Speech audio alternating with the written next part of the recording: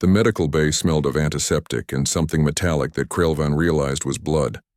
Bora moved between patients with steady efficiency, treating injuries that ranged from minor burns to critical trauma.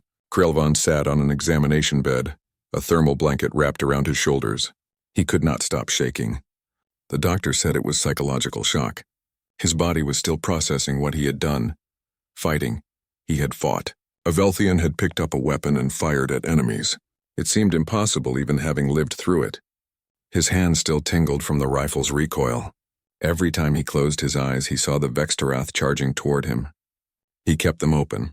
Sungmin was in the bed across from him, sedated while Bora's team worked on his injuries. The young soldier would survive. Krelvan had helped save his life. That thought felt too large to fit inside his head properly. He had saved someone, not through analysis or research or careful planning. Through violence. Through standing between death and another living being. The human crew was dealing with their losses in ways Krelvan found strange and moving. They gathered in small groups throughout the ship, telling stories about the dead, laughing and crying at the same time. He watched a group of engineers share memories about someone named Haiwan, who had died when the engine room took a direct hit. They talked about her terrible jokes and her brilliant solutions to impossible problems. They made her real again through their words, even as they mourned her absence. Bora found him watching them. She sat down on the edge of his bed, exhaustion written in every line of her face. In my culture, we believe that as long as someone is remembered, they're not truly gone. We keep them alive with our stories. It seems painful, Krelvan said quietly. It is, Bora agreed. But it's a good pain. It means they mattered. Their lives had meaning. She looked at him directly. You saved Sungmin's life today. That matters. You'll be part of his story now. Part of all our stories. Captain Hirian called for Krelvan later that day. He made his way to her ready room, still feeling unsteady on his feet. The captain sat behind her desk, reviewing casualty reports. She looked up when he entered, and he saw the weight of command in her eyes. 847 deaths. She carried every single one. I'm including your actions in my official report, she said without preamble. A Velthian engaging in direct combat is unprecedented. Your government will be notified. Krelvan's heart sank. His government. His family. They would be horrified. Velthians did not fight. It was contrary to everything their species represented. He would be seen as damaged, perhaps mentally unstable. His career as a researcher would be over. His family would disown him to avoid the shame. Captain Hirian seemed to read his expression. I'm also offering you a permanent position aboard the Indomitable. We could use someone with your analytical skills and, she paused, choosing her words carefully. Your courage. I am not courageous, Krelvan said automatically. I was terrified the entire time. A small smile crossed Hirian's face. That's exactly what makes it courage. You were terrified and you acted anyway. That's the only kind of bravery that really matters. Over the following weeks, as the Indomitable underwent repairs at Meridian 7, Krelvan found himself unable to return to his old routine of safe observation. He began spending time with the crew, asking questions. He needed to understand what he had witnessed, what he had become part of. Corporal Jiwoo, a Marine who had fought in a dozen battles, explained it to him one evening in the recreation area. Fear is the body's way of saying something matters. If you weren't afraid, it would mean you didn't care about the outcome. Being scared means you understand what's at risk. But how do you function while afraid? Krelvan asked. My species shuts down. Our minds go blank. How do you keep thinking, keep acting? Jiwoo considered the question. Training helps.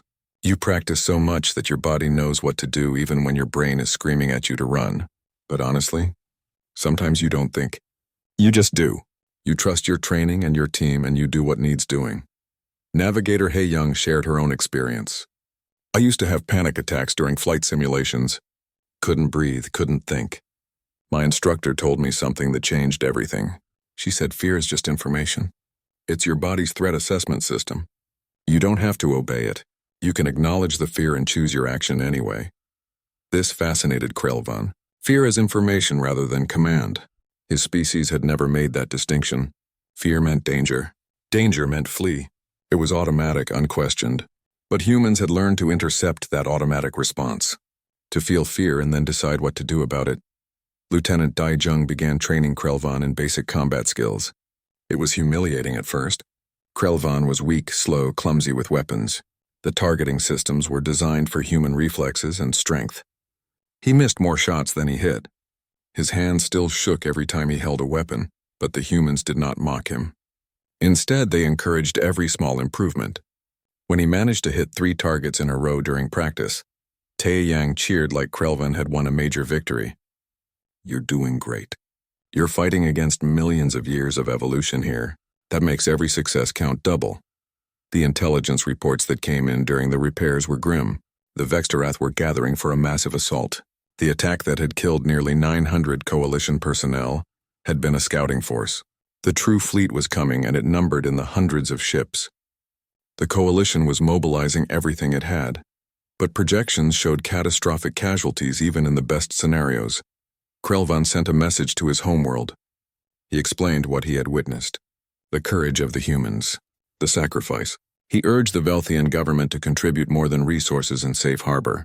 He asked them to send warriors, to stand alongside the coalition against the coming darkness. The response came 3 days later. It was formal and cold. The Velthian government thanked him for his service, but clarified that Velthians did not engage in warfare. They would provide sanctuary for refugees and contribute medical supplies and technology, but no Velthian would take up arms. To do so would violate the fundamental principles of their civilization. The message included a personal note from his family. They were deeply disturbed by his actions. His mother had suffered a medical crisis from the stress of the news. His father formally requested he never contact them again. They needed to distance themselves from his shameful behavior to preserve the family's reputation. Krelvan read the messages in his quarters. He had expected this response, known it was coming, but it still hurt in ways he had not anticipated. He was alone now, cut off from his people. Everything he had been raised to believe, everything his culture valued, he had betrayed in one moment of violent action. Taeyang found him sitting in the dark hours later. The young engineer did not ask permission, just walked in and sat down beside him. "I heard about your family. I'm sorry. I chose this," Krelvan said quietly. "I knew what it would cost. Doesn't make it hurt less." Taeyang was quiet for a moment. "You know what I think? I think you're the bravest person I've ever met. Everyone on this ship, we were raised with stories about heroes and warriors. We grew up expecting we might have to fight someday, but your whole culture tells you that fighting is wrong. Everything in your biology tells you to run. And you fought anyway. You saved lives anyway." "I am terrified," Krelvan admitted. "The Vextarath are coming back. In greater numbers. I will have to fight again. And I am so afraid." "Good," Taeyang said simply. "Stay afraid. Let it remind you why we fight. What we're protecting." He stood up. "Come on. Jiwoo's teaching me some new hand-to-hand techniques. You should join us. Best way to deal with fear is to practice until your body knows what to do." Krelvan followed him to the training room. His movements were still awkward, his reactions slow. But he kept at it. Because the humans were right about one thing. Practice turned impossible into difficult into manageable. And fear, while never going away, became something he could carry rather than something that crushed him. Captain Hyren called a meeting of the senior staff. Krelvan attended as the new tactical analyst. She laid out what they knew. The Vextarath main fleet would arrive in approximately 6 months. 312 dreadnoughts. The coalition could muster 89 warships. The mathematics were brutal and clear. "We're going to lose a lot of people," Hyren said plainly. "Maybe all of us. But every second we hold them, every ship we destroy, that's more civilians evacuated. More lives saved. We all knew what we signed up for."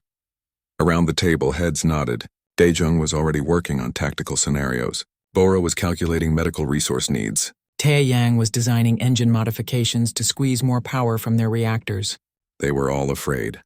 Krelvan could see it in their body language, their stress markers. But they were preparing anyway. "I want to be part of the strike team," Krelvan heard himself say. Everyone turned to look at him. "If there's a boarding action or ground assault, I want to go." "You're not qualified," Daejung said, but not unkindly. "You've had a few weeks of basic training." "Then I will train harder. I will prepare." Krelvan looked at Captain Hyren. The shelter door exploded inward with a blast that threw Krelvan against the far wall. His ears rang from the concussion. Through the smoke and debris he saw them. 3 Vextarath warriors, their blade limbs dripping with dark fluid. Their eyeless heads turned toward the huddled civilians, and they advanced with mechanical precision. Screaming filled the chamber. The Velthian researcher who had been keening earlier simply collapsed, his mind shutting down completely from terror. The Zinthri family huddled around their children. The elderly Moravian scholar tried to put himself between the monsters and the young ones. Everyone was going to die. Krelvan knew this with absolute certainty. A plasma bolt struck the lead Vextarath, staggering it. More bolts followed. Human security forces poured through a side access corridor, their weapons blazing. But there were only 5 of them against the 3 Vextarath, and more were coming behind. Krelvan could see them on his datapad's tactical feed. Dozens more. One of the Vextarath lunged at a human security officer. Its blade limb punched through the man's armor and out his back. The officer screamed and fell. Another human tried to drag him to safety, but a Vextarath backhanded her across the room. She hit the wall and did not move. Private Sung Min limped into view, one hand pressed against a wound in his side. He was the young man Krelvan had watched fall earlier. He was still alive somehow, still fighting. Sung Min raised his rifle with shaking hands and fired at the nearest Vextarath. The shot hit its shoulder joint and the creature shrieked, a sound like metal tearing. But the effort cost Sung Min. He collapsed to his knees, his rifle clattering from his grip. A Vextarath turned toward him, blade limbs rising for a killing strike. Sung Min looked at the weapon just out of reach, too far. He was going to die. Krelvan's body moved before his mind could catch up. He ran. His legs, which had been frozen with terror for so long, suddenly worked. He reached Sung Min's rifle and grabbed it. The weapon was heavy, designed for human hands, not his thin Velthian fingers. It felt wrong, awkward, impossible to hold properly. The Vextarath turned toward him. Up close, it was even more horrifying than the record suggested. Its biomechanical body pulsed with strange rhythms. Its blade limbs were sharp enough to cut through starship hull plating. It could tear him apart without effort. Krelvan pulled the trigger. The rifle kicked hard against his shoulder, nearly tearing free from his grip. The shot went wide, missing completely. His hands were shaking too badly. He could not breathe. His vision was tunneling again. This was how he was going to die, firing wildly while his body betrayed him with fear. "Breathe," Sung Min's voice cut through the terror. The wounded soldier was looking at him with pain-filled eyes. "Just breathe, aim, don't think about it. Just do it." Krelvan forced air into his lungs. He raised the rifle again. The Vextarath was 4 meters away now. 3 meters. He could smell it, a horrible mixture of oil and decay. His entire body wanted to run. Every evolutionary instinct screamed at him to drop the weapon and flee. He pulled the trigger. This time the shot hit. It struck the Vextarath in what might have been its chest. The creature staggered. Krelvan fired again. And again. Each shot felt impossible. Each shot fought against everything his species had ever been. But he kept pulling the trigger. Bora appeared behind the Vextarath, her plasma rifle firing at point-blank range. The combined fire finally brought the monster down. The medical officer immediately dropped to Sung Min's side, her hands moving quickly to seal his wound. She looked at Krelvan, her expression unreadable. "Get to cover, reload, there's more coming." Krelvan looked at the rifle in his hands. He had no idea how to reload it. A human soldier appeared beside him, moving with practiced efficiency. "Magazine release here, new magazine goes in like this, charging handle pulls back." The soldier demonstrated, then handed it back. "You're doing good. Keep at it." More Vextarath were coming down the corridor, 6 of them now. The security team was down to 4 able-bodied soldiers. Bora was still trying to stabilize Sung Min. The other wounded civilians needed evacuation. They needed more time. Time bought with bodies and blood. Krelvan took position behind an overturned table. It would not stop a Vextarath blade limb, but it was something. He aimed at the approaching enemies and fired. His shots were still wild, most missing, but he kept firing. A soldier to his left fell. Then another. 2 security officers remained standing. Bora finished with Sung Min and grabbed her rifle again. "We can't hold them," one of the soldiers said. It was not panic, just stating fact. "We need to fall back." "If we fall back, the civilians die," Bora responded. "We hold." She said it so simply, as if it was the only option, as if choosing between their lives and others' lives was not even a choice at all. Krelvan felt something break inside him, Or maybe something was being rebuilt. He could not tell anymore. The Vextarath were 10 meters away when Captain Hyarin's voice came through the communication system. Interior defense drones deploying to Corridor Delta. 30 seconds, 30 seconds. An eternity. The Vextarath charged. Krelvan fired until his rifle clicked empty. He fumbled with the reload process, his hands shaking so badly he nearly dropped the magazine. A Vextarath was reaching for him when weapons fire erupted from above. Combat drones dropped from ceiling hatches, their automated systems targeting the Vextarath with precise fire. The combined assault from humans, drones, and one terrified Velthian researcher finally drove the creatures back. The last Vextarath retreated down the corridor pursued by the drones. Krelvan collapsed. The rifle fell from his nerveless fingers and clattered on the deck. He was shaking so hard he could not stand. His species had no warrior tradition, no combat instinct, no biological preparation for violence. What he had just done went against millions of years of evolution. His body was responding accordingly. Sungmin reached out with one hand and clasped Krelvan's shoulder. The young soldier's grip was weak but steady. "You did good, friend, real good. You saved my life." Bora knelt beside them both, checking Krelvan for injuries. "You're in shock." "That's normal. Just breathe slowly." She met his eyes. "You saved a lot of people today, including me." "I was terrified," Krelvan heard himself say. His voice sounded strange in his own ears. "The entire time. I could not stop shaking." Bora smiled, and it was sad and knowing. "We all were. That's the point. Being brave doesn't mean not being afraid. It means being afraid and doing it anyway." Above them, the ship shook with another impact. The battle outside was still raging. Through his data pad, Krelvan saw that coalition reinforcements had finally arrived. The massive defense fleet that had been 3 days away had somehow pushed their engines beyond safety limits and arrived early. Dozens of ships dropping out of faster-than-light travel, their weapons already firing. The Vextarath fleet began to retreat, pulling back from the engagement. They were not defeated, just driven off. They would return. Everyone knew they would return. But today the civilians had escaped. Today the colonies survived. The cost showed on Captain Hyarin's face when she finally appeared in the shelter corridor. She looked exhausted.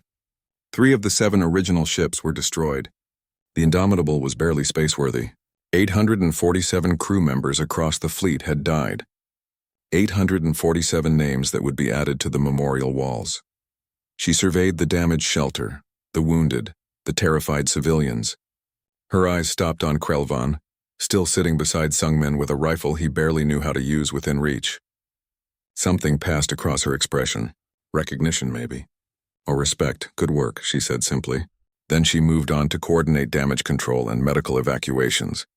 Krelvan sat in the aftermath, surrounded by humans who had chosen to stand against terror. He had stood with them. Not well, not skillfully, not without fear. But he had stood. For the first time in his life, he understood what courage actually meant. It was not the absence of fear. It was the choice to act despite it. And he had made that choice, surrounded by humans who made it every day, who made it look simple when it was the hardest thing in the universe. Tai Yang appeared later, recovered from his near-death experience in the decompression incident. The young engineer found Krelvan in the medical bay, where Bora was treating dozens of wounded. Tai Yang sat down beside him without saying anything for a long moment. Finally, he spoke. "I heard what you did. Picking up a weapon. Fighting." He shook his head in apparent wonder.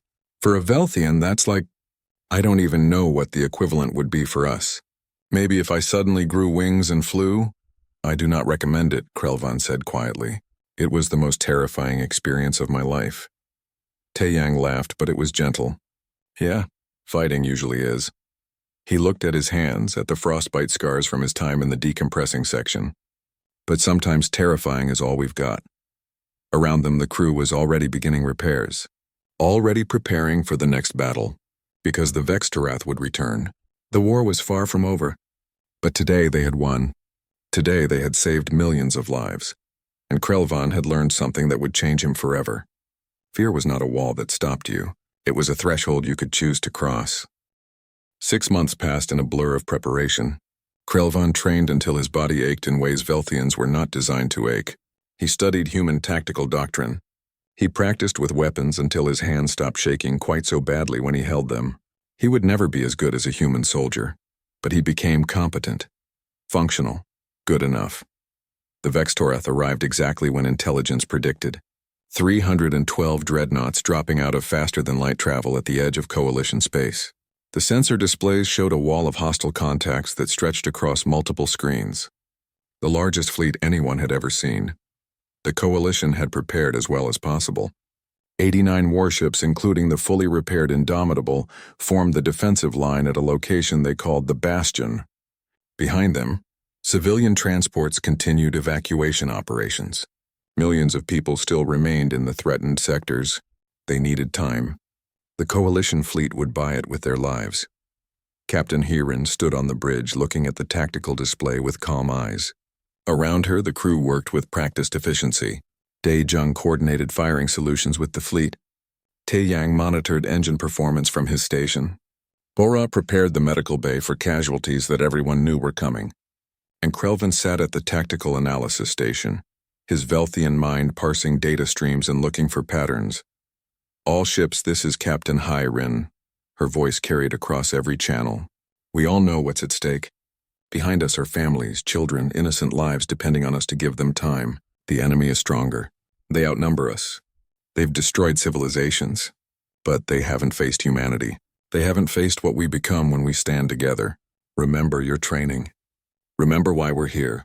And let's show them what it means to face the Coalition.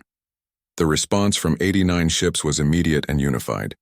Acknowledgements, battle cries, determined promises. Krelvan felt something stir in his chest. These humans were terrified. He could see their biometric data, their stress levels, but they were ready anyway. The Vextorath attacked. Space erupted in weapons fire on a scale that defied comprehension. The Coalition fleet fought with desperate brilliance, using every tactical advantage Dae-jung and the other tactical officers could devise. But the mathematics were merciless. Ships began dying within the first minutes. Krelvan's analysis console showed something strange in the enemy fleet movements. A pattern in how the Vextorath ships coordinated. Captain, I'm seeing unusual communication traffic from one specific dreadnought in their center formation. It's significantly larger than the others and appears to be issuing coordination protocols. Dae-jung pulled up the data. His eyes widened. A command ship. If we could take it out, we might disrupt their fleet coordination. It's in the center of their formation, Captain Heron said, studying the tactical display. We'd never get weapons range with our ships. A boarding team could, Krelvan heard himself say. Fast attack ships could break through if the main fleet creates an opening. A strike team could board the command ship and destroy it from inside. The bridge went quiet. Everyone understood what that meant. It was a suicide mission. The fast attack ships might make it through. Might. But they would never make it back out. And anyone who boarded that ship would be trapped in the heart of the enemy fleet. Captain Heron looked at Dae-jung. The lieutenant nodded slowly. It could work. If we coordinate the entire fleet to create a corridor, even just for 30 seconds, we could get through. I'll lead the team, Captain Heron said. Captain, you're needed here, Dae-jung protested. My ship, my plan, my responsibility. Her tone left no room for argument. She began selecting team members. Dae-jung, Ji-woo, 20 elite Marines. The best fighters on the ship, I volunteer, Krelvan said. Captain Heron turned to him. Krelvan, you're an analyst, not a soldier. You need someone who can identify the command nexus once we're aboard. I've been studying Vextorath ship architecture for 6 months. I've trained for this. He met her eyes. You taught me what courage means, Captain. Let me prove I learned. She studied him for a long moment, then nodded. Gear up. We leave in 10 minutes. The fast attack ships were small, fast, and lightly armored. They had to be to make the speed needed. 5 ships with 6 team members each. Krelvan sat beside Ji-woo, checking his weapon for the dozenth time. His hands were shaking. He wondered if they would ever stop. First time's always the worst, Ji-woo said quietly. After this, you'll be a veteran. Will we survive to become veterans? Krelvan asked. Ji-woo smiled, but it was sad. Probably not. But that's not really the point, is it? No, Krelvan realized. It was not. The point was buying time, disrupting the enemy, saving lives. The team's survival was not part of the equation. The Coalition fleet executed the maneuver perfectly. Every ship fired at maximum rate, creating a corridor of concentrated destruction through the Vextarath formation. The fast attack ships accelerated to speeds that made reality blur around them. Weapons fire filled the space around them, but the human pilots flew with reckless skill. 3 ships made it through. 2 were destroyed in the final approach. Krelvan's ship slammed into the Vextarath command dreadnought's hull with enough force to make his teeth rattle. Boarding clamps engaged. Cutting lasers burned through the alien hull. They poured into the nightmare. The interior of the Vextarath ship was exactly as horrible as Krelvan had imagined. Organic and mechanical fused together in ways that defied understanding. The corridors pulsed with strange rhythms. The air smelled like death. Vextarath warriors emerged from side passages. The firefight was immediate and brutal. Jiwoo moved like violence given form, her weapon never stopping. Captain Hairin led from the front, calm orders cutting through the chaos. Daejung provided tactical coordination, directing the team through the alien architecture. Krelvan fought alongside them. He was not as fast, not as skilled, but he was there. His shots found targets. When Marines fell wounded, he helped drag them to covered positions. He was absolutely terrified, but his body remembered the training. His mind focused on the task. Krelvan, which way? Captain Hairin called. He analyzed the ship's structure, matching it against his months of research. Left corridor. The command nexus should be 3 levels down. Central location. They fought through level after level. The team started with 30 humans and 1 Velthian. By the time they reached the command nexus, they were down to 15. Jiwoo was badly wounded but still fighting. Daejung had burns across his left arm. Everyone was running on determination and rapidly depleting ammunition. The command nexus was a cathedral of biological horror. A massive chamber filled with pulsing networks of neural tissue connected to mechanical systems. At its center was something that might have been a brain, or might have been a computer, or might have been both.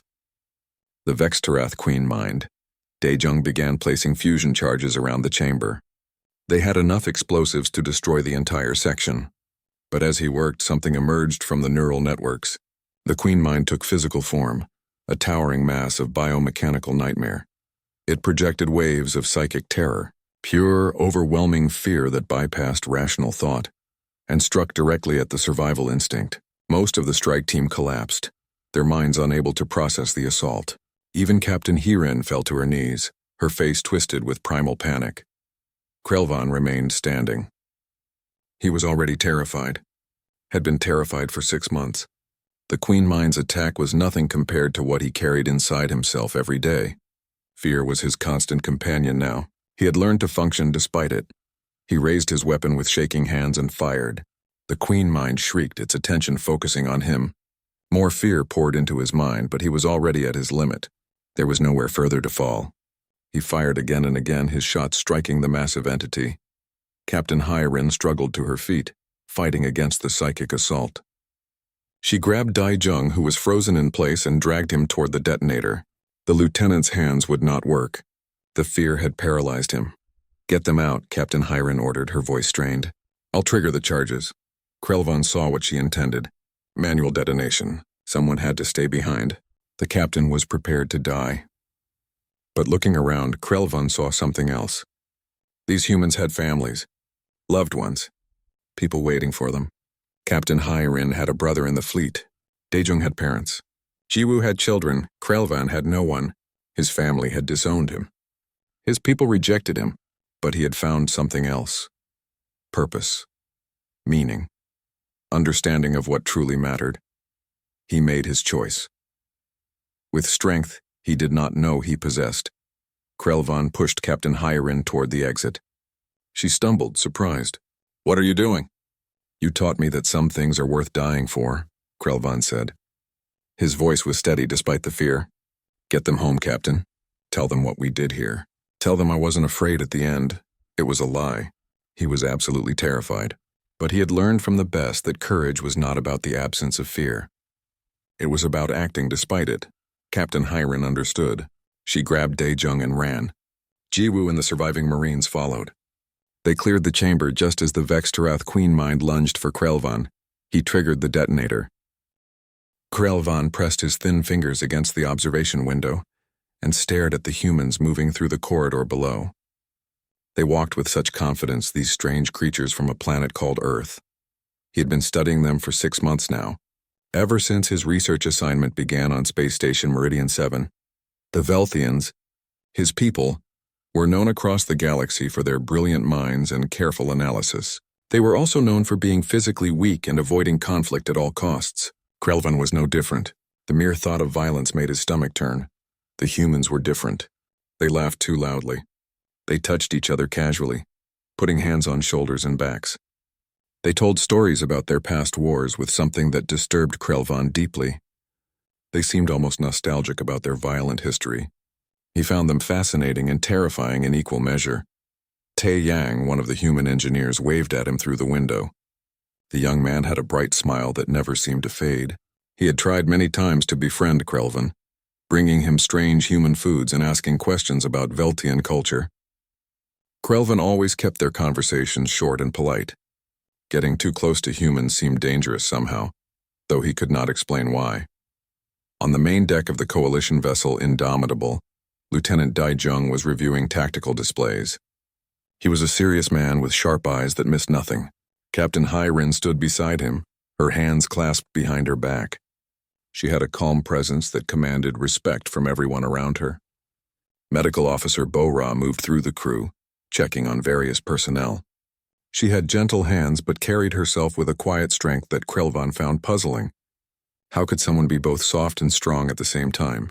The routine day shattered when alarms began screaming through every corridor of the station. Krelvan's heart seized with immediate panic. His evolutionary instincts fired all at once, telling him to hide, to run, to make himself small and invisible. He watched the humans around him react completely differently. They moved faster, yes, but with purpose rather than panic. They ran toward their stations instead of away from danger. On the bridge of the Indomitable, Daejung pulled up long-range sensor data. His face went pale. Captain Hyarin leaned over his shoulder, and Krelvan saw her jaw tighten. Through the communication systems, he heard words that froze his blood. Vextorath signatures confirmed. Multiple contacts. This is not a drill. Krelvan knew that name. Every species in the Galactic Coalition knew that name. The Vextorath were nightmares given form. Biomechanical horrors that had nearly destroyed galactic civilization 3,000 years ago. They consumed entire worlds, leaving nothing but dead rocks behind. The ancient records said they had been hunted to extinction. The records were apparently wrong. 30 massive ships appeared on the tactical displays. 30 dreadnoughts, each one larger than any Coalition vessel. They were moving toward Coalition space with clear purpose. Behind them lay civilian colonies. Millions of innocent lives. The nearest Coalition defense fleet was 3 days away. Between the Vextorath and those defenseless colonies stood only 7 Coalition ships. 7 against 30. Krelvan could not breathe. His vision began to tunnel. This was his species' natural response to overwhelming danger. Shutdown, preservation, wait for the threat to pass. But as his legs trembled and his hands shook, he saw the humans preparing for battle. Captain Hyrin's voice cut through the chaos with absolute clarity. All hands, battle stations. This is not a drill. We have contact with Vextorath forces. Her voice did not shake. How was that possible? We are positioning to defend the civilian evacuation corridor. Every second we buy them is another 100 lives saved. Krelvan watched Daejung's hands fly across the tactical console, coordinating with the other 6 ships. The lieutenant's face showed fear. Krelvan could see it in the tightness around his eyes, the way his jaw clenched. But his hands never hesitated. He was afraid and working anyway. Tae Young appeared in the observation bay, finding Krelvan collapsed against the window. The young engineer knelt beside him. Hey, it's okay. I know you're scared. You need to run, Krelvan managed to gasp. We all need to run. We cannot fight them. The records say they are unstoppable. Tae Young helped him to his feet, surprisingly strong for someone so young. Yeah, I'm scared too. I think everyone is. But those colonies behind us, they've got kids, families, people who are depending on us to give them time to evacuate. He smiled, but it was shaky. It's okay to be scared, Krelvan. We all are, but we're here anyway. Those words struck something deep in Krelvan's mind. They were afraid, but staying anyway. It made no logical sense. Fear was a signal to flee. Every species understood this basic truth. Yet here were the humans feeling that same primal terror and choosing to ignore it. Bo-Ra's voice came over the station-wide communication. All non-combat personnel report to the armored core sections. Medical teams prepare for casualties. Her voice was steady, professional. Krelvan wondered how many times she had done this before. Security teams began herding researchers and civilians toward the ship's center, where the armor was thickest. Krelvan moved with them, his legs barely functioning. He was placed in a reinforced chamber with 24 other non-humans. Most were his own kind. Velthians who looked as terrified as he felt. But there were others too. A family of Zinthri with their children. An elderly Moravian scholar. All of them facing the same horrible truth. Against regulations and common sense, Krelvan accessed the tactical feed from his datapad. He could not look away. The 7 coalition ships were taking formation, spreading out to create a defensive perimeter. They looked so small on the display. The Vextarath dreadnoughts were massive in comparison, like predators approaching prey. The enemy did not try to communicate. They did not send warnings or demands. They simply opened fire.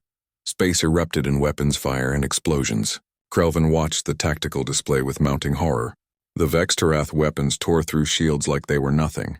One of the coalition ships, the Perseverance, took multiple hits to its engine section. The ship tried to maneuver away, but another volley struck it directly. The tactical display showed the ship breaking apart. 47 crew members gone in an instant. Krelvan could see their life signs vanish from the sensors. He had never watched anyone die before. His people kept death private, hidden away. But here it was, displayed in cold tactical data. 47 lives ended while he watched helplessly. The remaining 6 ships pushed forward harder. Captain Hiron's voice came across all channels again. Remember your training. Remember why we're here. Make every shot count. There was no panic in her voice. No despair. Just determination. Krelvan looked at the other Velthians in the shelter. They were doing what came naturally, shutting down mentally to wait out the horror. But he could not stop watching the tactical feed. He watched Dai Jung coordinate firing solutions, his tactical genius buying precious seconds. He watched Taeyang reroute power to weapons and shields, compensating for damage faster than should be possible. He watched Bo-Ra preparing the medical bay, her hands steady despite the ship shuddering from repeated impacts. They were terrified. Krelvan could see it in their biosigns and the stress markers his sensors picked up. But they were acting anyway, fighting anyway, standing between the nightmare and the innocent anyway. For the first time in his life, Krelvan wondered if his people had been wrong about fear. Maybe the point was not to avoid it. Maybe there was something more important than safety. The battle had been raging for 15 minutes when the second coalition ship died. The valiant defender took a direct hit to its bridge section. Krelvan watched the explosion through the tactical feed, knowing that 73 beings had just ceased to exist. Captain Hiron's voice remained steady as she acknowledged the loss and adjusted formation. How could she sound so calm when people were dying? The shelter shook violently as the Indomitable took another hit. Emergency lights flickered. A Velthian researcher near Krelvan began making a high-pitched keening sound, the noise his species made when completely overwhelmed. Krelvan understood the feeling. Every instinct in his body screamed that he should be making that same sound. But his eyes stayed locked on the tactical display. 5 coalition ships remained now, facing 28 Vextarath dreadnoughts. 2 of the enemy ships had been destroyed, but the cost had been devastating. The civilian evacuation transports were still loading refugees. Thousands of people trying to escape before the nightmare reached them. The coalition ships were buying time with their lives. Dai Jung's voice cut through the tactical channel. Enemy formation Alpha is breaking left. I think they're trying to flank us. His voice was tight with stress but focused. Indomitable and Stormchaser can intercept if we adjust now. Do it. Captain Hiron responded immediately. All power to engines. Taeyang, I need everything you can give me. From engineering, Taeyang's cheerful voice responded. He still sounded upbeat despite the chaos. You got it, Captain. Pulling power from life support to secondary systems. We've got maybe 20 minutes before things get uncomfortable, but our engines are singing. Krelvan marveled at the young engineer's tone. The ship was being torn apart around them, and he sounded like he was working on a routine repair. Was this what humans called bravery? Or was it insanity? Perhaps the two were not so different. The Indomitable shuddered as it accelerated, moving with its sister ship to cut off the flanking Vextarath vessels. Krelvan watched the geometries shift on his tactical display. Daejung was brilliant. The maneuver put the coalition ships in a position where the Vextarath could not bring all their weapons to bear at once. It was still a losing position, but it bought more time. The tactical display showed another cruel truth. Even if the coalition ships won this battle somehow, they would not survive. They were trading their lives for time. Every human on these ships knew it. They had to know it. The mathematics were simple and brutal. Yet they kept fighting. Bora's voice came through the communication system. Medical teams prepare for incoming wounded. Deck 7 reports casualties. Her voice had that same steady quality as the captain's. Calm in the storm. Another violent shake rattled the ship. This time alarms began screaming through the corridors. Hull breach Deck 7, Section 12, the computer announced in its flat voice. Decompression imminent. Emergency bulkhead sealing. Krelvin pulled up the ship's internal sensors. Section 12 had 26 people in it. The breach was spreading faster than the bulkheads could seal. In 30 seconds, that entire section would be open to space. Everyone inside would die. I can seal it manually, Taeyang's voice cut through the emergency channel. There's a maintenance junction in Section 11. If I can reach the manual controls, I can trigger the emergency seals before the breach spreads. Negative. Captain Hyron responded immediately. Section 11 will decompress when you trigger those seals. You'll be trapped. 26 people, Captain. Taeyang's voice was quiet now, serious. I can save 26 people. That's worth it. There was a long pause. Krelvan could hear his own heart beating in the silence. Finally, Captain Hyron spoke. Go. Bora, get a rescue team to Section 11. You have 5 minutes. Krelvan switched his display to the security feed for Section 11. He watched Taeyang sprint through the corridor, his engineering kit bouncing on his back. The young human reached the junction and tore open the access panel. His hands moved quickly, bypassing safety protocols and rerouting emergency power. The ship shook again and Taeyang nearly lost his grip. But he held on, fingers flying over the controls. Triggering emergency seals now, Taeyang announced. On the display, massive blast doors slammed shut throughout Section 12, stopping the decompression. The 26 people inside were safe. But Section 11 was now venting atmosphere rapidly. Taeyang grabbed onto a support beam as the air rushed past him toward the breach. Bora's voice was tight. Hold on, Taeyang. We're coming. 30 seconds. Krelvan watched the young engineer struggle against the rushing air. His face was turning red from the lack of oxygen. The temperature in the section was dropping rapidly. Space was cold. Space was death. Taeyang's grip was slipping. Bora appeared on the security feed with 3 other crew members. They were wearing emergency suits and carrying rescue gear. The medical officer moved with surprising speed, magnetic boots clamping to the deck as she pushed through the venting atmosphere. She reached Taeyang just as his grip failed, her hand clamped around his wrist. The other rescue team members secured lines and hauled them both back toward the safe section. They cleared the blast door with seconds to spare before it sealed completely. Krelvan watched Bora immediately begin emergency medical treatment, forcing oxygen into Taeyang's lungs. I got him, she announced over the communication system. He's alive. Unconscious, but alive. Good work, Captain Hyrin responded. All hands, Deck 7 is secure. Return to stations. Krelvan sat in the shelter, trembling. He had just watched a human volunteer to die. Not in the heat of battle. Not in a moment of panic. Taeyang had calmly calculated that his life was worth trading for 26 others, and he had made that trade without hesitation. And then Bora had run toward danger, not away from it, to bring him back.